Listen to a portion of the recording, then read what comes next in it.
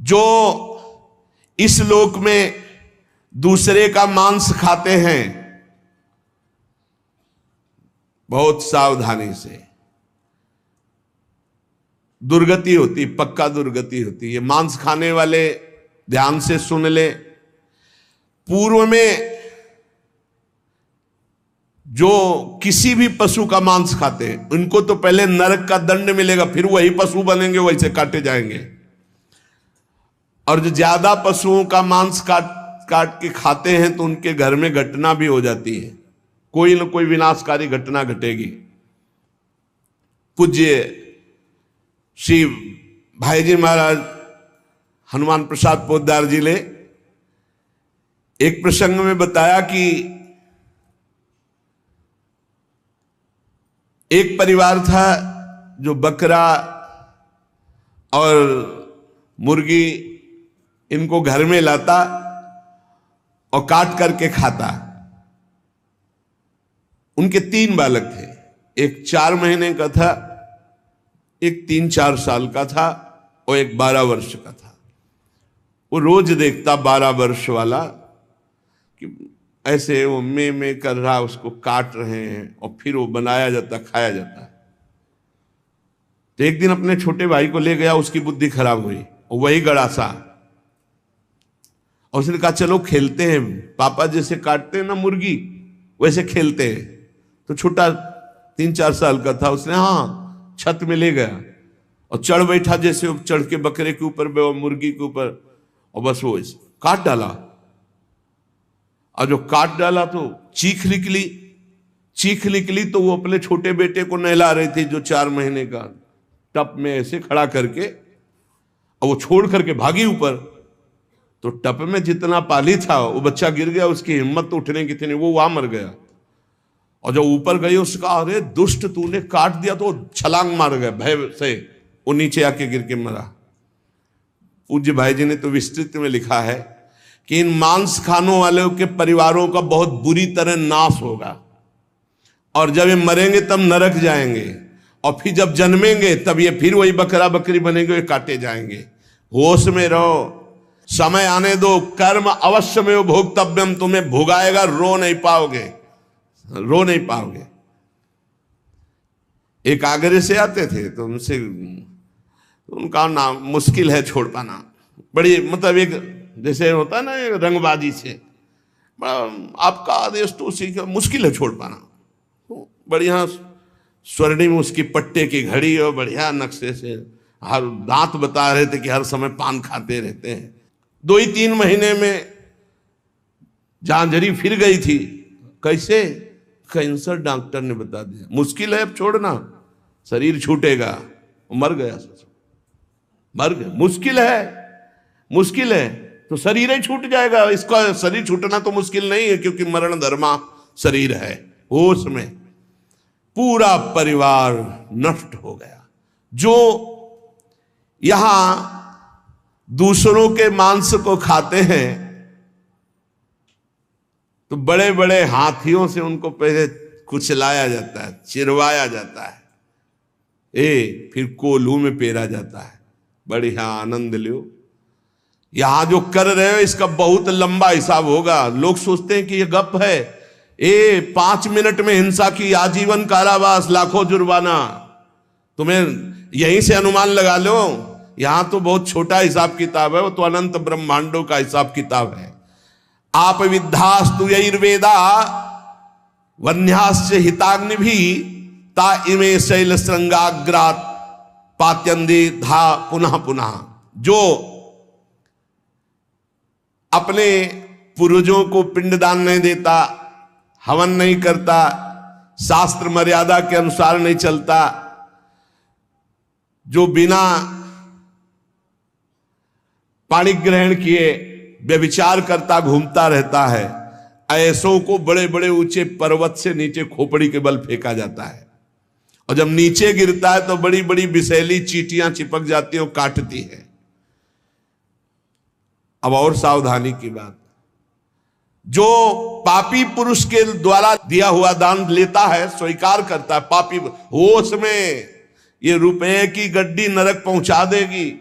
जो पापी पुरुषों द्वारा दिया हुआ दान लेते हैं, चाहे वो यज्ञ कराने के लिए, चाहे वो किसी भी कार्य के लिए, उन मनुष्यों को पत्थर के भवन में छोटे से ऐसे गैसील, बिल्कुल गैस ऐसी जहरीली, उसमें कीड़े की तरह उन्हें बंद कर दिया जाता, बाहर से कोई वायु नहीं, बंद।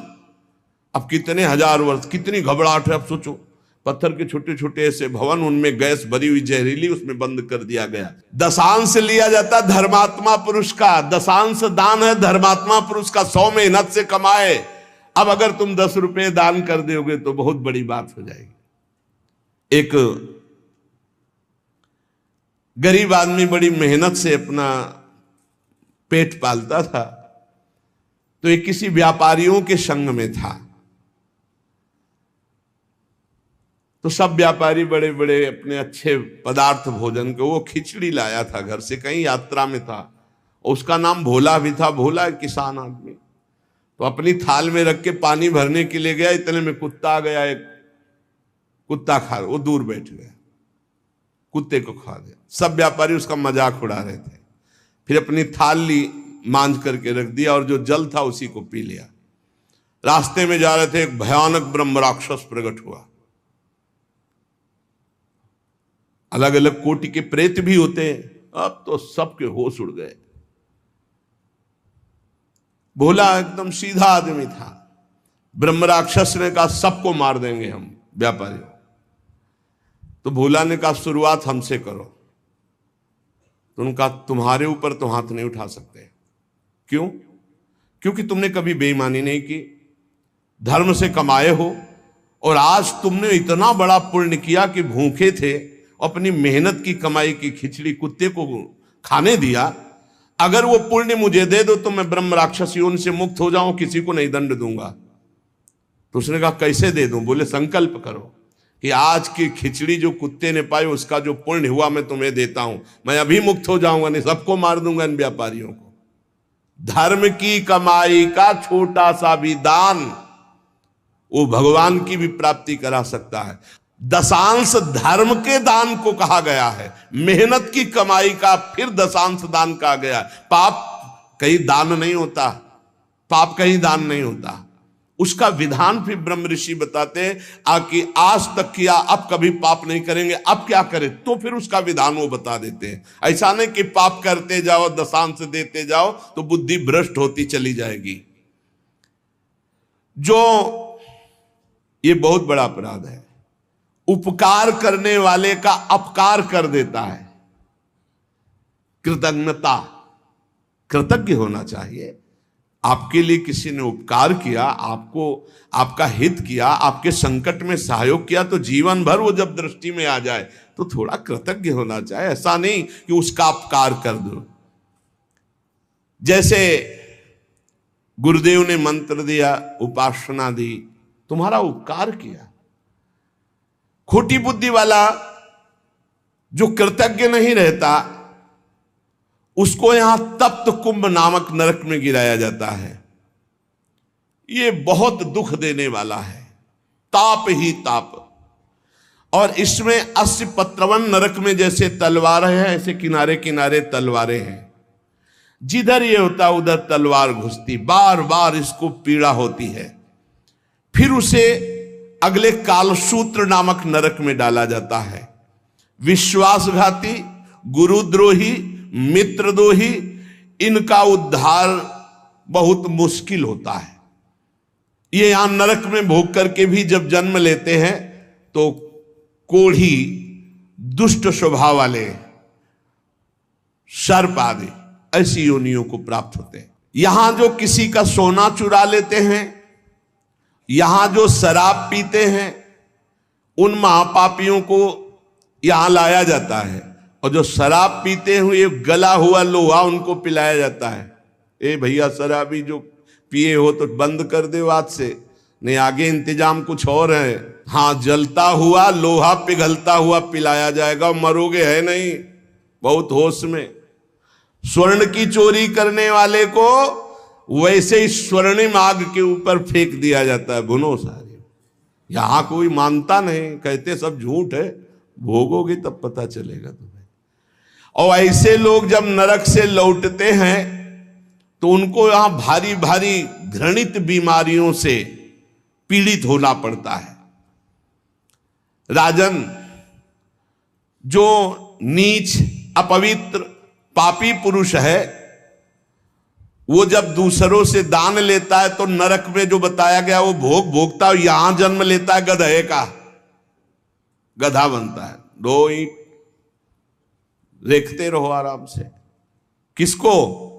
जो पतितों से, पापियों से दान लेता है, वो न ऊपर तो सुना दंड, और जब मृत्यु लोक में जन्मेगा तो वो गधा बनेगा। चाहे कोई भी हो, तैयार रहो पीठ मजबूत करके ढोने के लिए भार।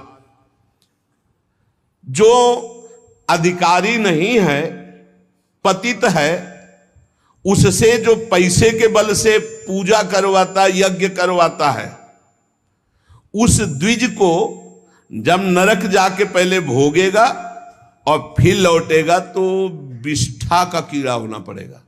जो पैसे के बल से पतितों को भी,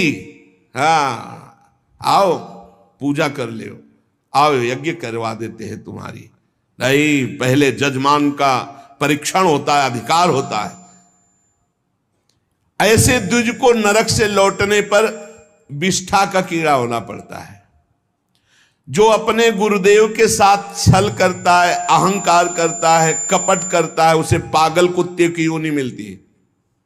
उसे नरक भोगने के बाद पागल कुत्ते की योनि मिलती है।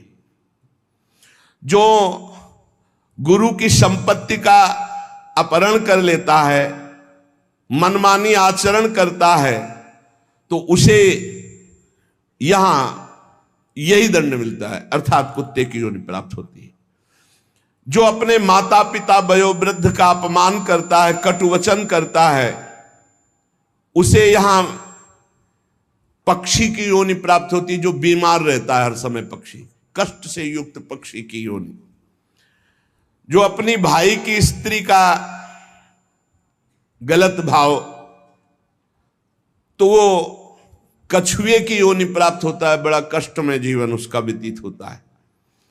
जो यहां अपने मालिक के साथ दगाबाजी कर देता है, वो बंदर की योनि को प्राप्त होता है। जो दूसरे की धरोहर हड़प लेता है तो नरक भोगने के बाद वो नाली में कीड़ा बन करके रेंगता है। जो दूसरों के दोष देखता रहता है, वो नरक भोगने के बाद यहां अंधा पैदा होता है, आंखों से अंधा पैदा होता है। जो अपने मित्र या अपने प्रियजनों के साथ विश्वासघात करता है, वो मछली की योनि हजारों बार जन्म लेता है। जो मनुष्य यहां जौ, तिल, धान, अन्न इसकी चोरी करता है या अनाज के खेतों में आग लगा देता है, वो नरक भोगने के बाद यहाँ नेवला और चूहे की योनि प्राप्त करता है। ऐसे ही प्रेमानंद महाराज का वीडियो देखने के लिए चैनल को सब्सक्राइब करें और वीडियो को लाइक शेयर जरूर करें। धन्यवाद।